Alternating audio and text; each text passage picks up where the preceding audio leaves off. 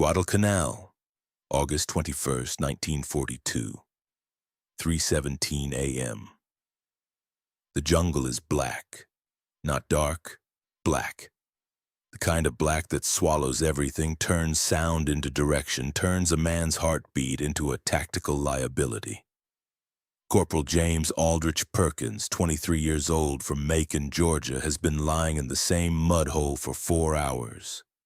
His Thompson submachine gun is resting across 2 rotting palm logs. His hands aren't shaking. He made himself stop that an hour ago. What's left now is cold, hyper-focused dread, and he can hear them, not see them, hear them. Approximately 800 Japanese soldiers from Colonel Kiyonao Ichiki's 28th Infantry Regiment are moving through the coconut grove toward the Ilu River, and Perkins knows what's on the other side of that tree line. The Marines are on the other side. He is on the other side. His Thompson has a 30-round magazine, .45 ACP ball ammunition, standard issue. He's carrying 6 spare magazines. He's done the math. The math is not in his favor. But 12 days earlier, a crate of ammunition had arrived from the fighter squadron at Henderson Field. A crate that wasn't supposed to be there. Ammunition that wasn't made for the weapon in his hands. What happened when Perkins finally pulled that trigger, and what the Japanese survivors called the weapon that fired it, would stay classified for over a decade. To understand why an armorer on a ruined airfield in the Solomon Islands was drilling out weapon components by hand at midnight, you have to understand what the Thompson submachine gun was supposed to be, and what the Pacific War had turned it into. The Thompson entered World War II carrying enormous expectations. Developed in 1919 by General John T. Thompson, the weapon had earned a brutal reputation in the streets of Chicago during Prohibition, in the hands of Irish Republican fighters in the 1920s, and in the trenches of the Spanish Civil War. By 1940, the U.S. Army had officially adopted the M1928A1 variant. By late 1941, production at Auto Ordnance in Bridgeport, Connecticut, had ramped to 3,500 units per month. The Thompson fired the .45 ACP, the .45 automatic Colt pistol cartridge, a 230-grain round-nosed subsonic bullet traveling at approximately 920 feet per second. It was a man-stopper. At close range in the narrow streets of European cities or the cramped corridors of ships, it was devastating. The field reports from North Africa in 1942 described .45 ACP ball rounds dropping enemy soldiers with a single hit, reliably, at distances up to 50 yards. The Pacific was not a narrow street. It was not a ship corridor. The Pacific was 3.3 million square miles of ocean interrupted by jungle islands where Japanese soldiers had spent months digging, reinforcing, and innovating. By mid-1942, the American forces were encountering something they had not fully anticipated. Hardened field fortifications that the Thompson's .45 ACP rounds simply could not penetrate. The problem broke down into 3 specific categories, each one documented in Marine Corps after-action reports filed between August and November 1942. First, log bunkers. The Japanese 17th Army's Engineering Corps had developed a standardized bunker design using interlocking layers of palm logs, filled earth, and sometimes salvaged aircraft aluminum. Testing conducted at the Army Infantry Board at Fort Benning in October 1942 found that a standard .45 ACP ball round fired from a Thompson at 25 yards penetrated approximately 3 inches of dry pine. Against the wet, fibrous palm logs used in Pacific bunkers, often layered 18 to 24 inches thick, the round would deform and stop within the first 6 to 8 inches. The bunker survived. The Marines shooting at it did not. Second, light vehicle protection. Japanese forces on Guadalcanal fielded the Type 94 Tonquette, a small armored vehicle weighing approximately 3.5 tons with 6 millimeters to 12 millimeters of riveted steel plate. The Thompson .45 ACP ball round had zero effect against any portion of this vehicle. At the Battle of the Tanaru River in August 1942, Marines armed with Thompsons described firing entire magazines into approaching Type 94s and watching the rounds flatten against the hull with no result. The tankettes kept moving. Third, and perhaps most psychologically damaging, demoralization through helplessness. There is a documented effect in combat psychology, sometimes called the empty weapon syndrome, where a soldier fires repeatedly at a target and sees no effect. It breaks something in the tactical calculus of the fight. It creates hesitation. In a firefight, hesitation gets people killed. By September 1942, the 1st Marine Division had filed 14 formal reports specifically requesting ammunition capable of penetrating light armor and hardened log structures at ranges between 25 and 100 yards from a submachine gun or light automatic weapon. The request was clear. The supply chain's answer was slower. Meanwhile, at Henderson Field, the captured Japanese airfield that represented the entire strategic reason for the Guadalcanal campaign, the fighter and bomber squadrons of Marine Air Group 23 were operating under their own logistical nightmare. Aircraft arriving at Henderson were frequently missing components, flying on salvaged fuel and burning ammunition at rates that outpaced resupply. But the ammunition did arrive in bulk, and in standardized Army Air Forces crates stenciled with designations most ground Marines had never seen. One of those designations was M8 API, Armor Piercing Incendiary, aircraft variant.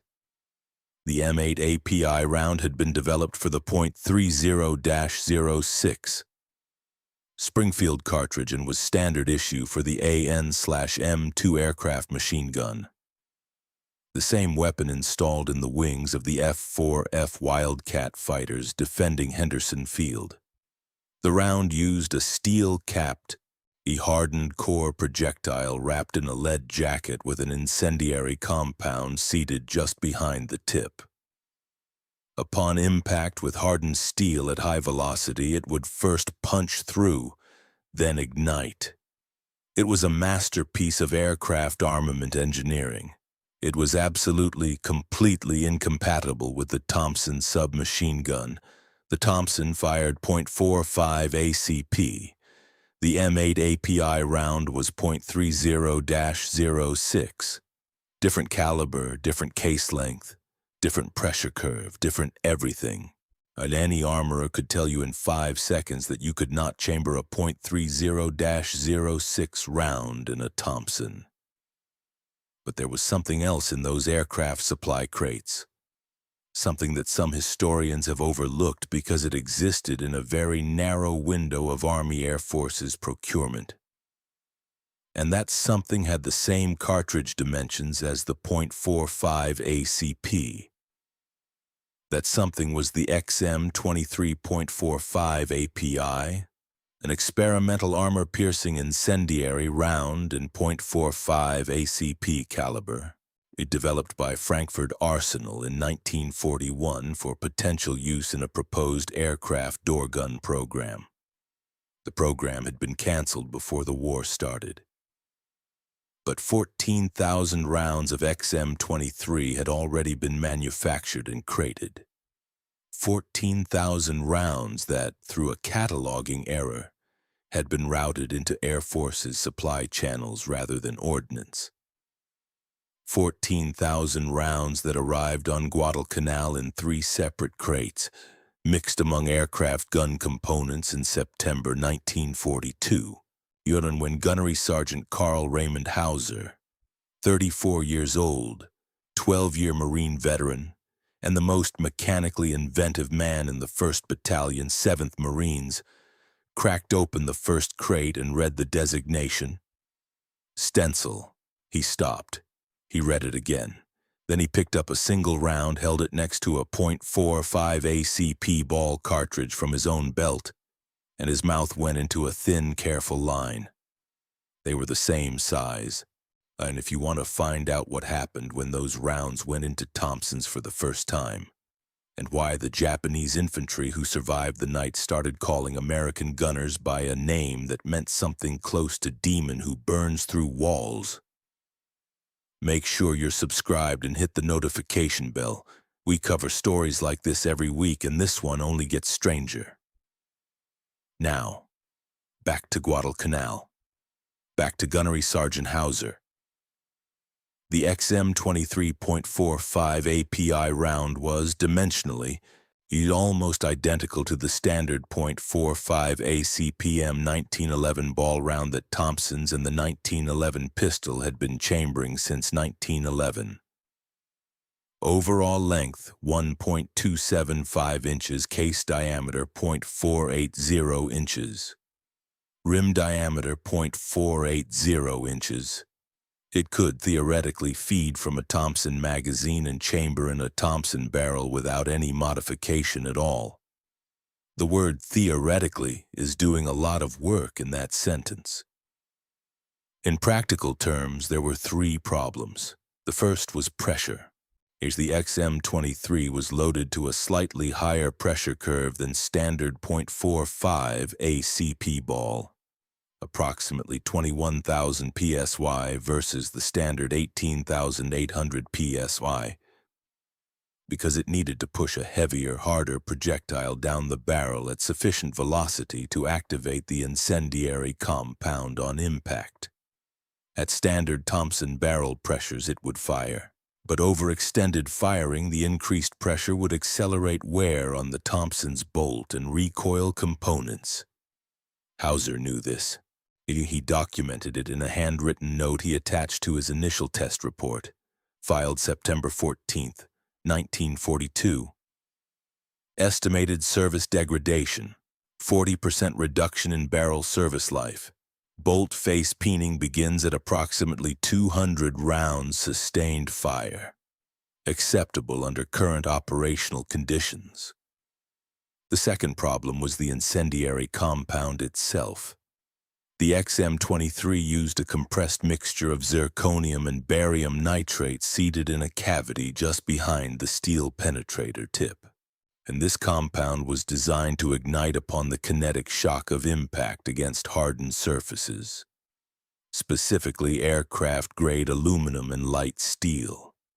Against soft targets, it often failed to ignite, functioning essentially as an unusually hard ball round.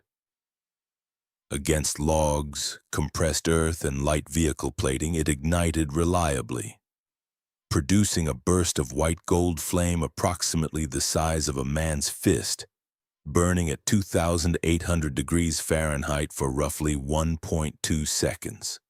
And the third problem was identification. The XM23 rounds were loaded into standard .45 ACP brass cases with no visual marking that distinguished them from ball ammunition. In low light, under fire, a Marine reaching into an ammunition pouch had no reliable way to tell which type he was grabbing. Houser solved this with a field-expedient solution of elegant simplicity. He had every XM23 round in the battalion's inventory, marked with a single diagonal scratch across the casehead. You made with a sharpened nail. One scratch. That was the system. That was the difference between knowing what was in your gun and not knowing. Houser test-fired the first XM23 rounds through a Thompson M1919 on September 15, 1942, against a section of Japanese log bunker that had been captured intact near the Matanikau River. The bunker wall was 22 inches of layered palm logs, exactly the type that standard .45 ACP ball rounds failed to penetrate. He fired from 30 yards. The first round hit, and then there was fire. The incendiary compound ignited on impact with the dense palm fiber, producing a brilliant white flash that lasted just over a second. The round itself penetrated approximately 9 inches before stopping, significantly better than the 6 to 8 inch maximum with ball ammunition, but still short of full penetration. However, the thermal effect of the ignited compound continued working after the round stopped moving. Within 4 seconds, the palm log material around the impact point was smoldering. Within 40 seconds, the section of bunker was on fire. At 30 yards with a Thompson submachine gun, firing from a standing position, Gunnery Sergeant Carl Houser had just set a Japanese bunker on fire. He fired 17 more rounds, 12 of them ignited on impact. 5 functioned as standard ball rounds with enhanced penetration. 0 malfunctions. He wrote in his after-action note, "Recommend immediate issue to assault elements. Designation, Field Expedient AP Incendiary .45 caliber. Operators should be advised of increased recoil pulse and potential for secondary fire hazard in vegetation." The secondary fire hazard note was something of an understatement. The Japanese, for their part, had no immediate term for what they were encountering. Reports from surviving soldiers of the 124th Infantry Regiment, captured between September and November 1942, and translated by Navy intelligence, described an American weapon that shoots fire through walls. The translated phrase, yoroi no hai, which translates roughly as armor fire, appears in at least 6 separate prisoner interrogation transcripts between October and December 1942. Armor fire. They didn't know what it was, they knew what it did. Back to Corporal Perkins. August 21st, 1942, 3:17 a.m., the Ilu River. Perkins didn't have XM-23 rounds yet. That crate wouldn't arrive until September. But the account of what happened at the Ilu River is the essential context for why those rounds mattered.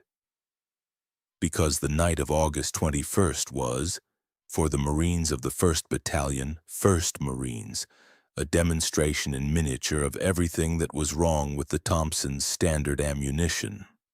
The Battle of the Tanaru, misnamed by American forces who confused the Ilu and Tanaru rivers on captured Japanese maps, began at approximately 3 a.m., and when the lead elements of Colonel Ichiki's 1st Echelon, 917 men total, attempted to ford the Ilu River sandbar and push through the Marine defensive perimeter.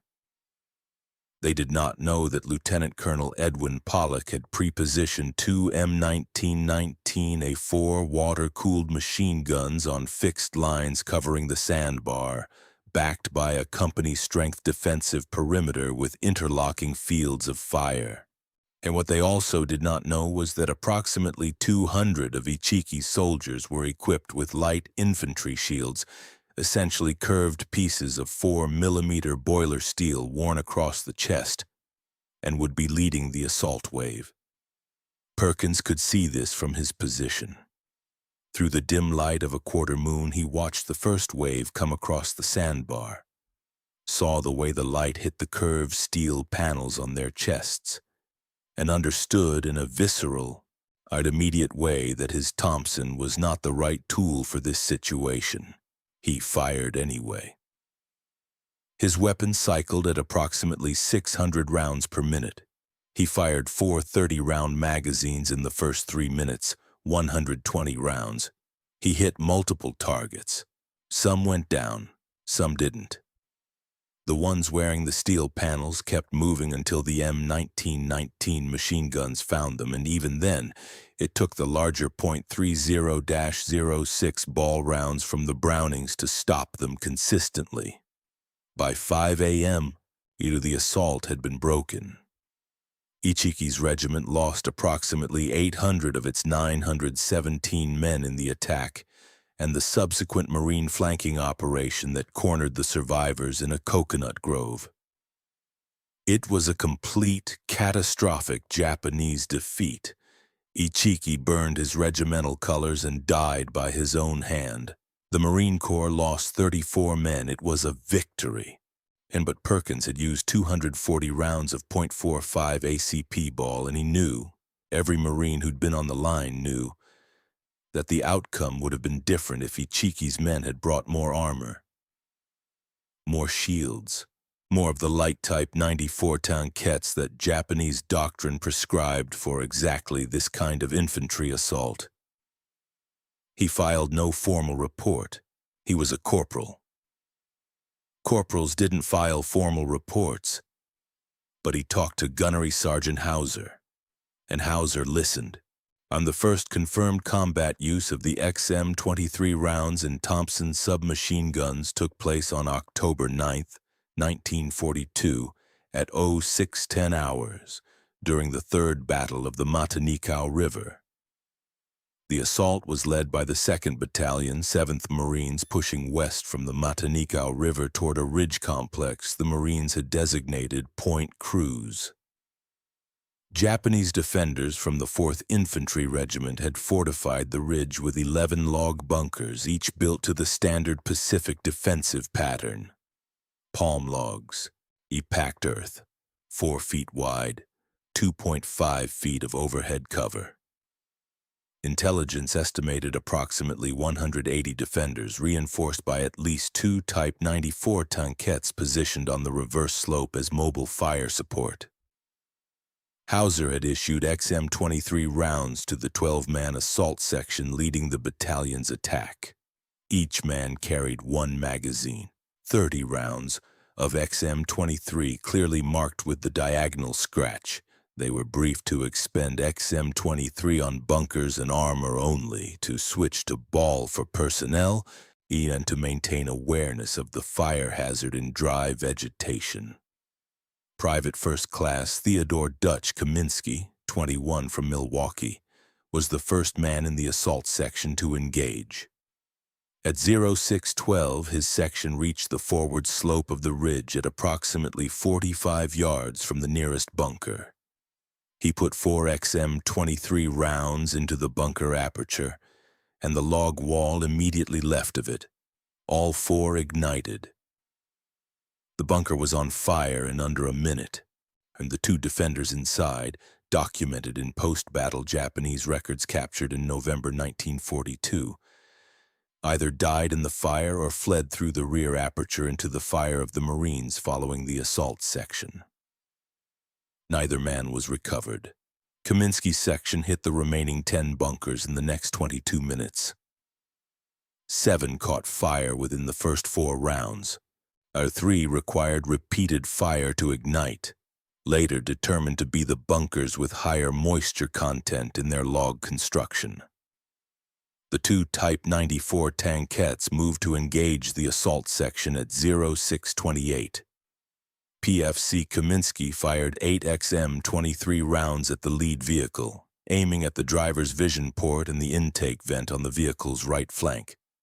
The 3rd round into the intake vent ignited. The Type 94 stopped moving at 0629. The driver survived. He is listed in captured Japanese records as having received severe burns to both hands and lost sight in his left eye. The 2nd tankette withdrew. By 0634, 24 minutes after the assault began, the ridge was taken. Marine casualties: 3 wounded, none killed. Japanese casualties at the ridge position: 47 killed confirmed, an estimated additional 30 wounded or missing. The 11 bunker position that the 4th Infantry Regiment had spent 3 weeks constructing and garrisoning with 180 defenders had been reduced by a 12-man assault section in less than half an hour. The Marine Battalion Commander, Lieutenant Colonel Herman Hannikin, wrote in his after-action report filed October 11, 1942, "The incendiary ammunition employed by the assault section proved decisive in neutralizing fortified positions. Its effect on enemy morale was considerable. Surviving defenders abandoned positions not yet engaged after observing the fire effects on adjacent positions. Request immediate resupply and formal adoption of this ammunition for assault elements. Perkins was in that assault section. He didn't fire the first round, but he carried 6 magazines of XM23 that morning, and he used every one of them.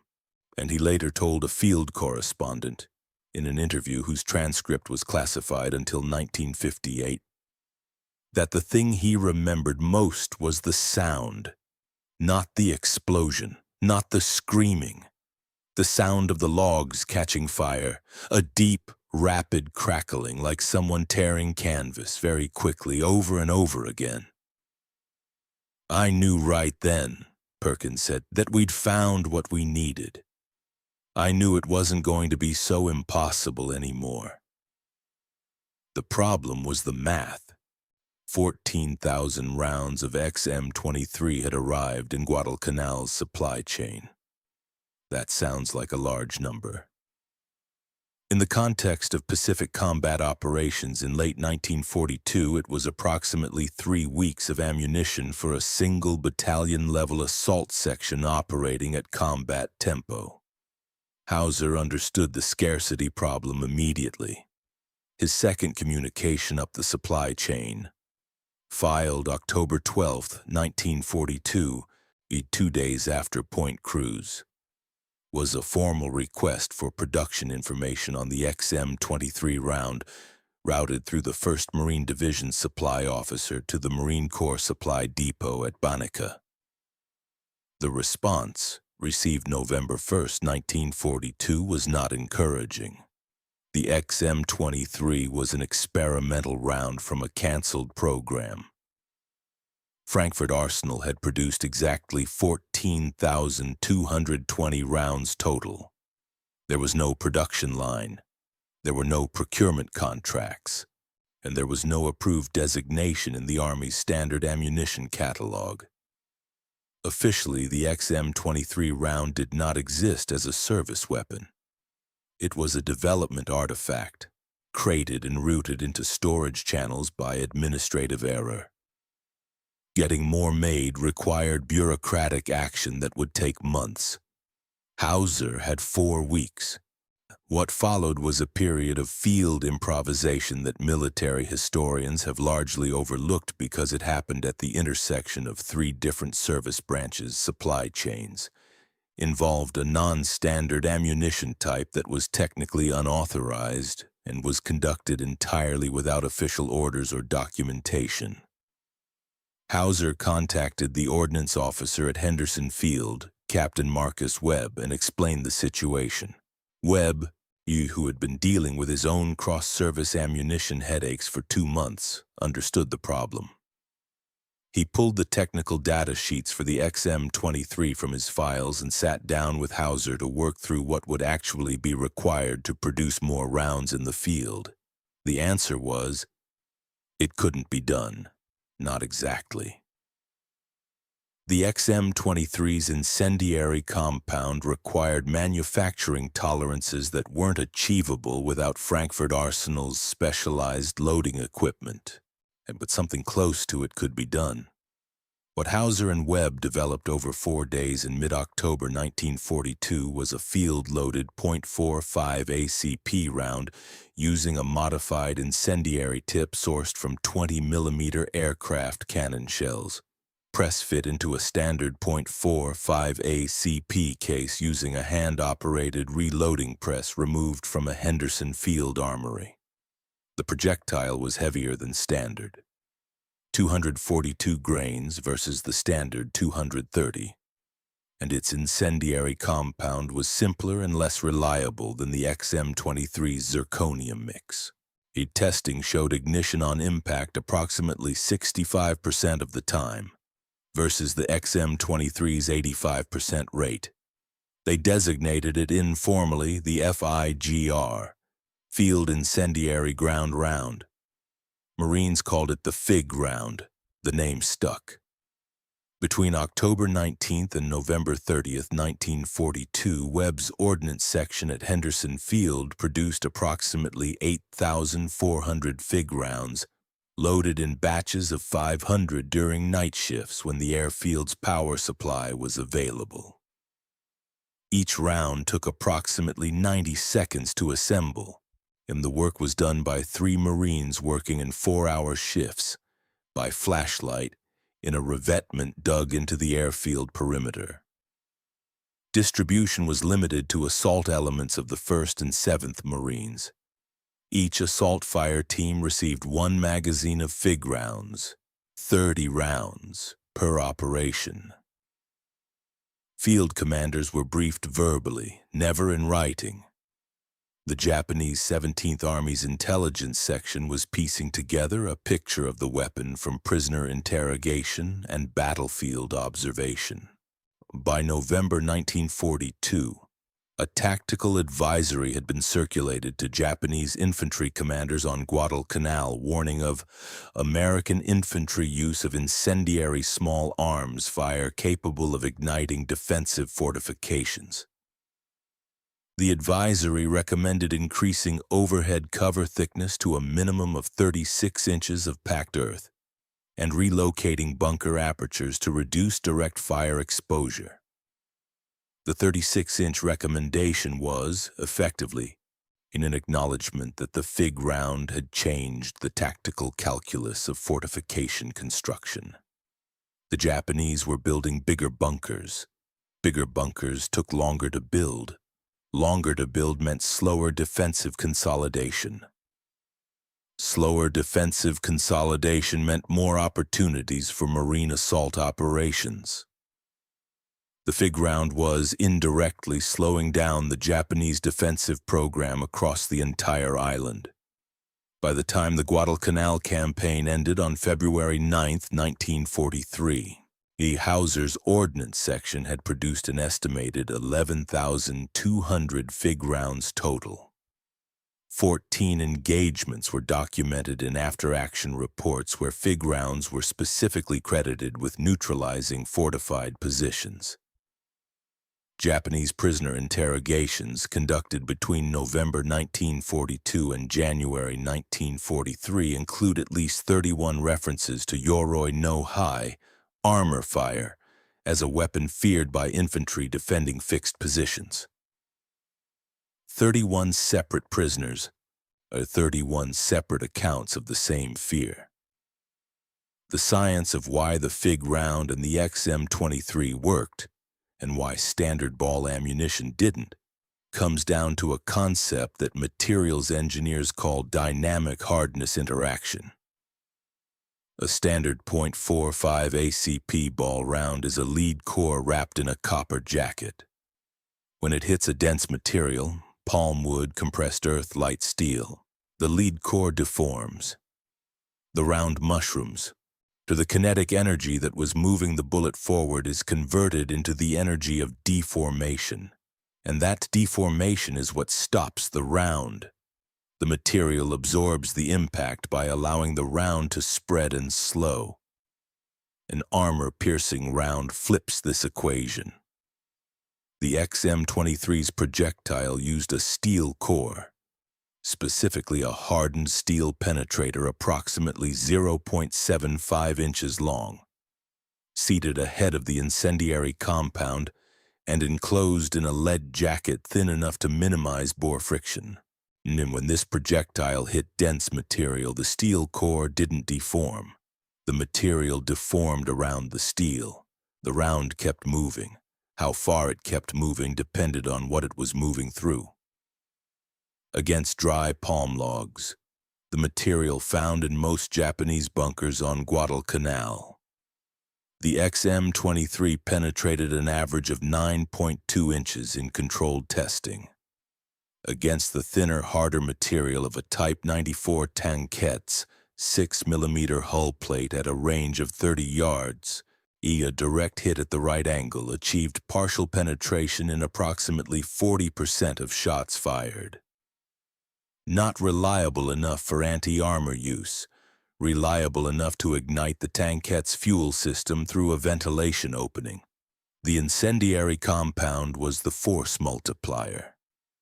The zirconium-barium nitrate mix in the XM23 ignited at approximately 190 pounds per square inch of impact pressure, the threshold reliably achieved by a round traveling at 0.45 ACP velocities against hardened surfaces at ranges up to 75 yards. And below 75 yards, the ignition rate in testing was 85 to 90%. Between 75 and 100 yards, it dropped to approximately 55%. Beyond 100 yards, the velocity had degraded enough that impact pressure was unreliable for ignition. The round would often function as standard armor piercing without the incendiary effect. The Thompson's effective range was approximately 50 to 75 yards for accurate aimed fire.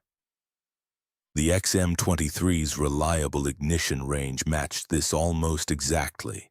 The round was, in a very real sense, designed for a weapon system it had never been officially paired with. This is why Houser's hands went still when he first held that crate. The FIG round's field-mixed incendiary compound, sourced from 20mm aircraft shell components, had different performance characteristics. Its ignition threshold was lower, approximately 130 pounds per square inch, which meant it ignited more easily at longer ranges. But it also ignited more easily against soft targets, which created a specific and documented problem. On 3 occasions in November 1942, FIG rounds fired at Japanese infantry in the open, rather than against fortifications, ignited upon impact with clothing or equipment. The results were described in after-action medical records as severe thermal burn wounds. This was not the intended use. It was also not something Houser or Webb had anticipated. And they added a restriction to the FIG round's informal tactical guidance. Employment against personnel in open ground not recommended, reserved for use against materiel targets and fortifications only. Maintenance was another issue. After approximately 500 rounds of sustained fire using XM23 or figure rounds, Thompson barrels showed measurable internal erosion. Wear patterns different from standard ball ammunition use, concentrated at the chamber throat where the higher pressure rounds generated more heat. Houser's field solution was aggressive. Barrels used for XM23 or FIG round fire were swapped out after every major operation, replaced with spare barrels from weapons damaged beyond service. By November 1942, his section had accumulated a supply of 23 serviceable spare Thompson barrels, all sourced from battlefield salvage. This was a supply chain within a supply chain, an informal, undocumented, completely unauthorized, and completely effective maintenance system. No Japanese equivalent to the XM23 or FIG round existed at the infantry level during the Guadalcanal campaign. Japanese infantry relied on Type 89 grenade dischargers and demolition charges for bunker reduction, and on the Type 94 tankette for light armor support. Neither system was as fast, as portable, or as individually soldier-operable as a modified Thompson with a magazine of FIG rounds, and the speed difference was decisive. A Type 89 grenade discharger required a 2-man crew, a prepared firing position, and an average of 12 to 15 seconds between shots. A Thompson firing FIG rounds required 1 man and could cycle at 600 rounds per minute. In the time it took a Japanese grenadier to prepare a second grenade discharger shot, an American assault marine could put 6 to 8 incendiary rounds into a target. At close range, in the jungle, that time difference was the entire battle. There's when Guadalcanal was secured on February 9th, 1943. The 1st Marine Division departed for Australia and rest. The FIG round production line at Henderson Field ceased operations. The last 840 rounds of field-loaded FIG rounds were packed into 2 ammunition crates marked with standard shipping labels and loaded onto a supply ship. Their destination in the official record, Depot Supply, Banneker. Their actual destination, unknown.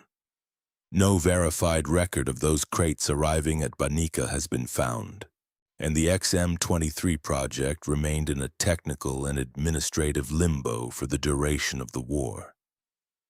Frankfurt Arsenal revisited the concept in 1944, developing what became the T-30.45 ACP API, a production standard version of the XM-23 concept, with an improved zirconium compound and a modified case designed to reduce the overpressure problem that had worn Thompson barrels. Testing on the T-30 was completed in March 1945. Production authorization was signed in April 1945. The war in Europe ended in May. The Pacific War ended in August.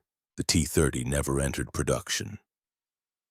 The authorization was rescinded in November 1945. The institutional knowledge of what Houser's section had accomplished on Guadalcanal was distributed across 3 separate documents: his handwritten field notes, Webb's technical analysis report, and the classified portions of the 1st Marine Division's Guadalcanal after-action report.